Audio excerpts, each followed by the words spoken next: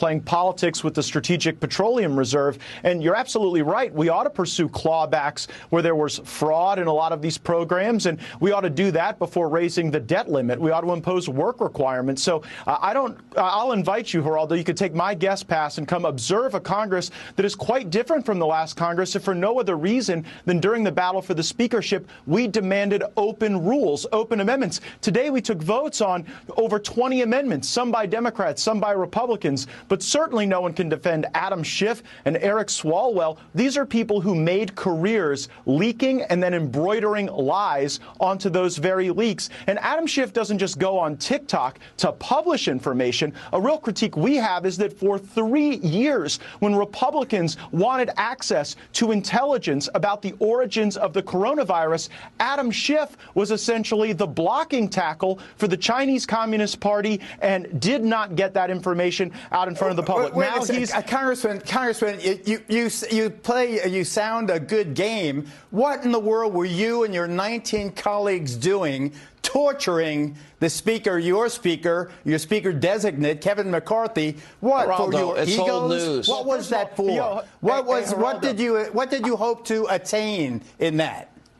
So, first of all, I got some constituents in the military that could talk to you about real torture. I don't think sitting through 15 votes quite qualifies. But here's what we were fighting for. We believe that instead of having omnibus spending legislation that comes to us with only a few hours to consider thousands of pages and then vote on something that funds every agency of the government all at once, that we should take individual votes on appropriations bills. That's a concession we didn't have when voting began. It's one we earned by the time it ended. We also believe that when bills are considered, they should comport to a single subject, so I don't have to do what I've had to do in the past and vote on the farm bill at the same time you're voting on whether or not there's going to be war powers in Yemen. We also wanted open amendments, so Republicans or Democrats could offer germane adjustments to legislation, and everyone could take votes on these things. You know, members of Congress, speakers, they come and go, but when rules are established, they often can be enduring. Congressman, with your filibuster right now, you are portraying yourself to the American people as a thoughtful legislator.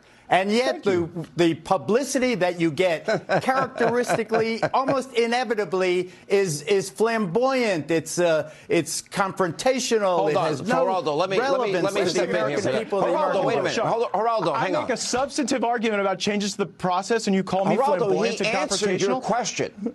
He answered your very specific question about what he was fighting for. My only argument, and Matt and I talked a lot in December. Matt, you can verify this is true. My only beef with everybody was I wanted everybody to be in full agreement by January 3rd. 4 days, it came, it went, and now everybody's on the same page. He gave you very specific arguments about what he was fighting for, how this Congress is different and better than the last one. Why are you attacking him personally? Well, I thought that's why you invited me, Sean. You wanted me to go nose to nose with your right-wing champion. I'm here. I showed up. I don't even think he can defend himself. He doesn't need me. I don't know, Matt Gaetz. I mean, I don't know you. All I know is what I read in the newspapers. I appreciate that that's got to be true. You are on a rehabilitative phase of your career. I like it. Well, I think that we'll have a better Congress moving forward because of these changes. Yeah, I wouldn't believe everything. Matt, you got the last word. God bless. I wish you the best. I wish you the best. Sometimes stagecraft, for example, is statecraft. Will the Republicans come together? Will Republicans come together on the debt ceiling, and will they stand strong at 222? Because Biden is betting against that. That's why he says no negotiation. Well, if we pick the right fight, I was discouraged to see my colleague Don Bacon announce on Meet the Press that he believed that no cuts in entitlements could ever be acceptable to his wing of the Republican Party. I actually think we should have work requirements. If we imposed work requirements on SNAP and on Medicaid expansion for able-bodied adults, we would have the ability to save $1 trillion during the 10-year budget. At the end of the day, will Republicans unite?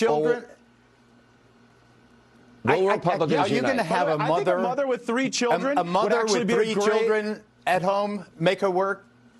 Yeah, and you know what? You can meet work requirements in a lot of these states by volunteering at nonprofits, by helping out at a local church, how about social even security? Job training, and those things. Well, let's start with Medicaid. When we reform Medicaid, I think we got along.